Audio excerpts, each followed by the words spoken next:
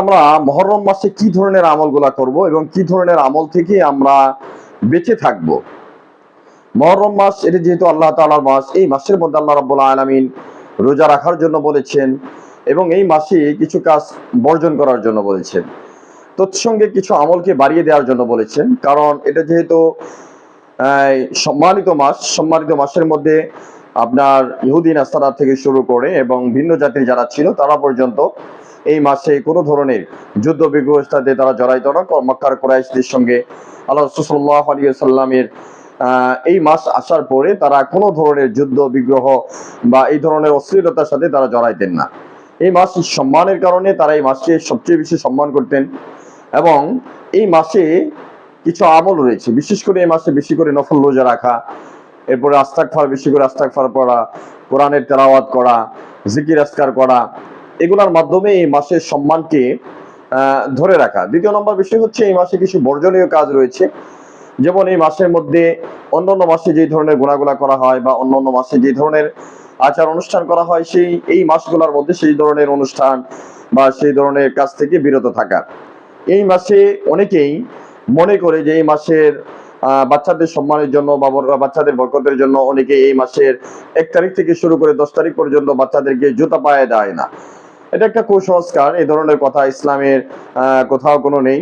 সুতরাং আমরা আমাদের বাচ্চাদের তাবাররুকের জন্য বা বরকতের জন্য যারা এই মাসের 1 থেকে 10 তারিখ পর্যন্ত অনেকে জুতা পরিধান করা থেকে বাচ্চাদেরকে বিরত রাখেন এবং তাদেরকে উন্মুক্ত মাঠে বিচরণ করান বরকতের আশায়।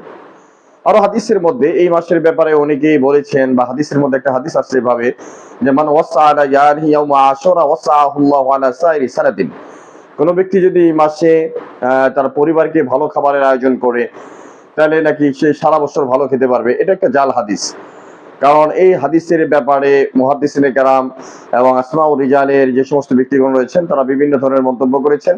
সুতরাং এই হাদিসটা সহিহ নয়, কারণ আমরা দেখতে পাচ্ছি যারা সাধ্যমতো এই যদি বিষয়টা এমনই হতো তাহলে দেখা যাচ্ছে রিক্সা চালক, ভ্যান চালক বা বিভিন্ন শ্রমজীবী মানুষ যারা অনেক পরিশ্রম করে আজকে এই বছরের 10 তারিখ বা 10 মুহররমের মধ্যে তারা যদি একটা দিনকে ভালো করে খায়, মনে করে সেদিন খোরমা পোলাও বিভিন্ন ধরনের আইটেমের আয়োজন করলো, তার মানে কি যে সে সারা বছর খোরমা পোলাও খাবে? বিষয়টা মোটেও এমন নয়। সুতরাং এটা ওই জামানার মধ্যে বিভিন্ন মুহাদ্দিসিনরা এই হাদিসের ব্যাপারে মন্তব্য করেছেন বা এই হাদিসে সহিহ হওয়ার ব্যাপারে মন্তব্য করেছেন যে হাদিসটা সহির মানদণ্ডে একেবারেই ঠিক নয়। এই জন্য এই হাদিসের উপর কেউ যদি তাবাররুকান আমল করতে চায় সেটা ভিন্ন বিষয়, সেটার ব্যাপারে মুহাদ্দিসিনে কেরামে ভিন্ন কথা বলেছেন। তবে এই মাসের ব্যাপারে বেশ কিছু জাল হাদিস রয়েছে বা বিভিন্ন ধরনের কথাবার্তা বলা হয় যে 10 মুহররম আল্লাহ তাআলা দুনিয়াকে বানিয়েছেন, 10 মুহররম দুনিয়া ধ্বংস হয়ে যাবে, বা 10 মুহররম মুসা আলাইহিস সালাতু ওয়াস সালামকে এটা নাজাত দেওয়া হয়েছিল, এটা সত্য। বাকি অন্য আরো যে ধরনের কথাবার্তা বলা হয় যে 10 মুহররম এই করা যাবে না, সেই করা যাবে না, বিভিন্ন ধরনের কথাবার্তা বলা হয় সমাজের মধ্যে, বা হালুয়া রুটির জন্য আয়োজন করা হয়, এগুলো আসলে ইসলামী শরীয়তের মধ্যে একটিও যৌক্তিক নয়। কারণ ইসলাম একটা পূর্ণাঙ্গ জীবন ব্যবস্থা, এখানে প্রত্যেক বিষয়ের ব্যাপারে তার পিছনে মূল রহস্য রয়েছে এবং এই কাজগুলোর ব্যাপারে আল্লাহ রাসূল সাল্লাল্লাহু আলাইহি ওয়াসাল্লাম উম্মতকে উদ্বুদ্ধ করেছেন বা উম্মতকে উৎসাহিত করেছেন। সুতরাং যে কোনো কাজ করার আগে আমাদেরকে জাস্টিফাই করতে হবে কোরআন এবং হাদিস কি বলে। কোরআন হাদিস যদি আমাদেরকে সেই কাজের জন্য সমর্থন দেয় আমরা সেই কাজ করব, আর কোরআন হাদিস যদি সেই কাজের ব্যাপারে কোনো মন্তব্য করে তো আমরা সেই কাজ থেকে বিরত থাকব। কোরআনের একটা আয়াত দিয়ে আমরা একেবারে আজকের আলোচনা সমাপ্ত করে দিচ্ছি।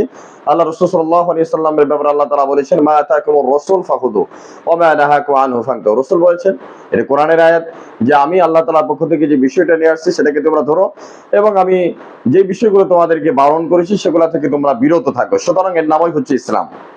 সুতরাং রসুলের বাইরে গিয়ে কোনো ইসলাম নেই। আল্লাহ রসুল যা বলেছেন সেটাই ইসলাম। আল্লাহ রসুল সাল্লাল্লাহু আলাইহি ওয়াসাল্লাম যা থেকে বিরত থাকার জন্য বলেছেন সেটাই হচ্ছে ইসলাম। বাস, এখানে আমাদের ব্যক্তিগত কোনো ব্যাখ্যা নেই। সুতরাং রসুল সাল্লাল্লাহু আলাইহি ওয়াসাল্লাম যেভাবে ইসলামটাকে তরজমা করেছেন, সাহাবায়ে কেরাম যেভাবে তরজমা করেছেন, তাবিঈনরা যেভাবে করেছেন, ইমামরা যেভাবে করেছেন, তারা করেছেন রাসূল সাল্লাল্লাহু আলাইহি ওয়াসাল্লামের পদ্ধতি অনুযায়ী ইসলামটাকে তরজমা করেছেন। সুতরাং আমাদেরকে ইসলামটাকে বুঝতে হবে রাসূল সাল্লাল্লাহু আলাইহি ওয়াসাল্লামকে গবেষণার মধ্য দিয়ে, সাহাবাদেরকে গবেষণার মধ্য দিয়ে, তাবিঈদেরকে গবেষণার মধ্য দিয়ে। সুতরাং ইসলাম এটা কোনো ব্যক্তি কেন্দ্রিক একটা বিষয় নয়।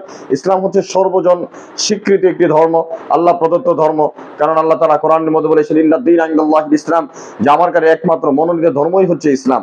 কারণ দুনিয়ার মধ্যে যদি আমরা দেখি বর্তমানে মানে কারেন্ট রিলিজিয়ন প্রায় 43,000 ধর্ম রয়েছে।